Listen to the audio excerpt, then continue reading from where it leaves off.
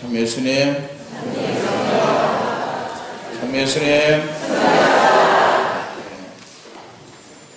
참 예수님 하면 선교합시다 해야 됩니다. 참 예수님 하시는 분은 아직도 선교를 열심히 안 하고 있는 것 같아요. 참 예수님, 오늘은 주님 순환 성지 주일입니다. 주님 순환 성지 주일인 이유는 오늘 예수님의 두 가지 사건을 기념하기 때문이죠. 예수님께서 왕으로 예루살렘에 입성하시는 것과 주님의 순환을 기념하는 주일입니다. 그래서 왕으로 입성하는 예수님을 기념하기 위해서 마당에서 나무가지를 들고 했습니다. 호산나, 주님의 이름으로 오시는 분은 복되시어라. 다가오는 우리 조상 다윗의 나라는 복되어라. 지극히 높은 곳에 호산나. 군중들은 예루살렘에 입성하시는 예수님을 기쁘게 환영하면서 죽었던 나다로를 다시 살려주셨던 것과 같은 큰 기적을 예수님께서 이루실 것인지 기대를 하면서 예수님을 쫄쫄 따라다녔습니다. 사실 예수님의 수많은 기적을 보아온 군중들은 스가랴 예언자의 말씀을 예수님께 적용하면서 생각하고 있었는지도 모릅니다. 딸 시온아 한껏 기뻐하여라. 딸 예루살렘아 환성을 올려라. 보라, 너의 임금님이 너에게 오신다. 그분은 어려우시며 승리하시는 분이시다. 그분은 겸손하시어 어린 나귀를 타고 오신다. 스가랴서 9장 9절의 말씀이죠. 이 예언서의 말씀이 예수님께 대한 말로 믿고 그분께서 이스라엘의 왕으로 예루살렘에 입성하신다고 기뻐하고 있습니다. 호산나라는 말을 많이 했는데, 호산나라는 말이 무슨 말입니까? 호산나? 우리를 구원하소서,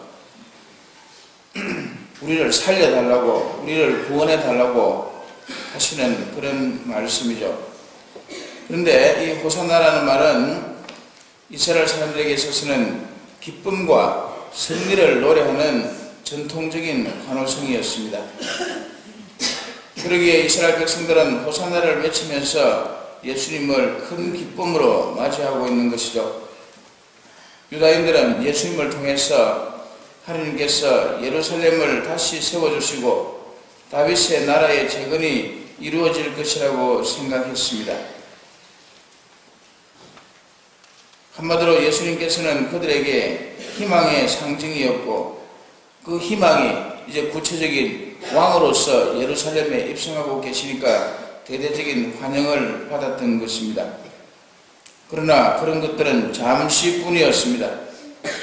예수님을 환호하던 군중은 사두가이 대사들과 바리사이에 속한 율법학자들에 의해서 돌변하게 됩니다. 자기를 살려달라고, 자기를 구원해달라고 호산나를 외치던 군중이 이제는 예수님을 십자가에 못 박으라고 아우성을 치고 있습니다. 왜 이렇게 군중의 마음이 싸늘하게 식었습니까? 군중은 예수님의 수많은 기적을 보고 자기들의 부족함을 채워줄 것으로, 자기들의 소망이 예수님을 통해서 이루어질 것으로 생각해서 예수님을 왕으로 모시려고 했던 것입니다. 그러나 그처럼 많은 능력을 지녔다고 생각했던 그 예수님께서 권력과 무력 앞에서 너무나도 무기력해 보였습니다. 아무것도 해줄 수 없는 능력이 없어 보입니다.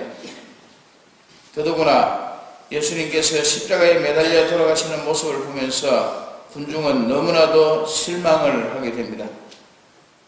왜냐하면 신명기 21장 23절에 보면은 나무에 매달린 사람은 하느님의 저주를 받은 사람으로 규정되어 있기 때문입니다. 예수님께서 십자가 나무에 매달려 죽는, 그래서 하느님의 저주를 받은 사람처럼 보이는 그 예수님에게서 얻을 것이라고는 하나도 없었기 때문에 예수님께 호감을 받았던 군중과 제자들은 예수님의 죽음을 확인하고 뿔뿔이 사방으로 흩어졌던 것입니다. 유다 이스가리옷은 예수님을 팔아넘기고 제자들은 두려워 도망을 갔고 베드로 사도 역시 예수님을 모른다고 하면서 자신의 말이 거짓이라면 천벌이라도 받겠다고 맹세까지 하면서 예수님을 저버렸던 것입니다. 군중들과 제자들은 예수님에 대해서 왜 이렇게 두 가지 마음의 변화를 보여주는 것입니까?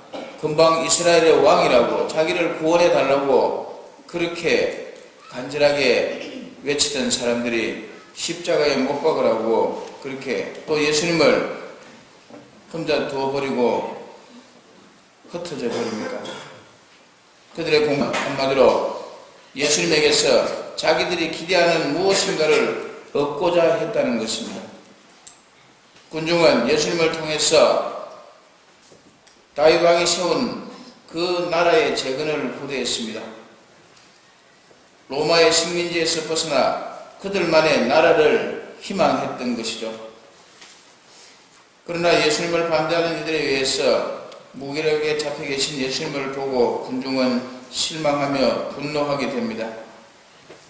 제자들 역시 예수님께서 이스라엘 왕이 되면은 예수님의 제자로서 한 자리를 차지하게 될 것이고 그렇게 되면은 이 끈을 챙기려고 했는데 그들의 희망이 절망이 되어버리자 예수님을 떠나고 말았던 것입니다.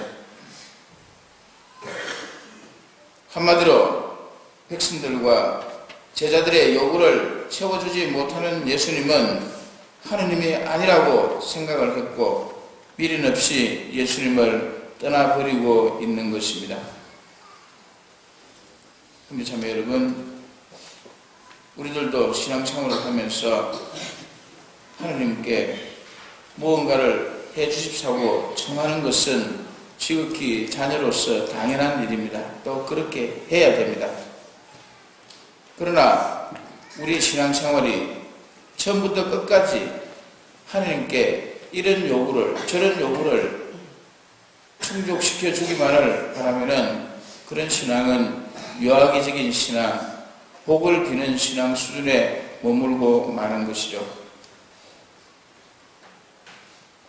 지금과 미래에 나와 우리 가족에게 필요한 것을 하느님께 얻어내려고 하기보다는 우리 모두가 예수님의 삶을 사는 것이 필요합니다.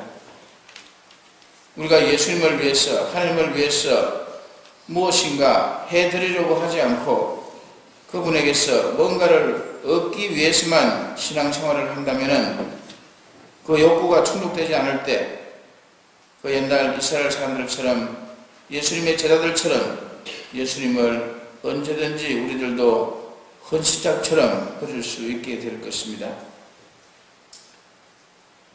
형제자매 여러분, 이 성주간에 하나님과 예수님을 위해서, 교회를 위해서, 또 우리 이웃을 위해서 내가 신앙인으로서 무엇을 받을 것인지를 생각하지 말고 내가 무엇을 해줄 수 있을지 각자 침묵 속에서 잠시 묵상해 보도록 하시겠습니다.